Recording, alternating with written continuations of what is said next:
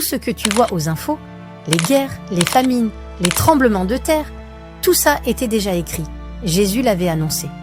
Et c'est en train d'arriver. Dieu ne fait rien sans prévenir. Et Jésus nous a tout dit à l'avance. Bienvenue sur Jésus ma télévision. Je suis Maman Grace. Et aujourd'hui, on entre dans une série bouleversante, les signes de la fin du monde. Dans Matthieu, chapitre 24, les disciples posent une question à Jésus. Quels seront les signes de ton retour et de la fin du monde? Et Jésus leur répond, vous entendrez parler de guerre et de bruit de guerre. Nation s'élèvera contre nation. Il y aura des famines, des tremblements de terre en divers lieux.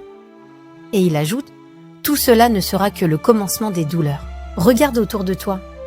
Les conflits se multiplient. Jésus a dit, nation s'élèvera contre nation. Et c'est exactement ce que nous voyons. L'Ukraine contre la Russie, Israël contre le Hamas, le Congo déchiré à l'intérieur même de ses frontières, des peuples divisés, des guerres sans fin, et derrière chaque drapeau, des familles qui pleurent. La terre tremble.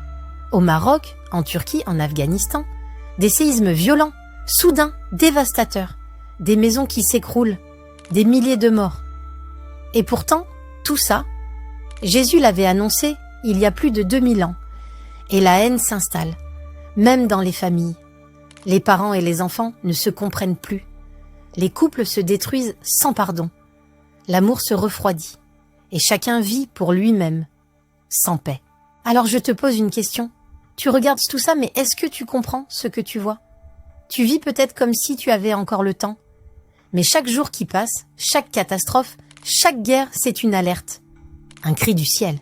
Une occasion de revenir à Dieu. Tu crois peut-être que c'est juste le chaos du monde?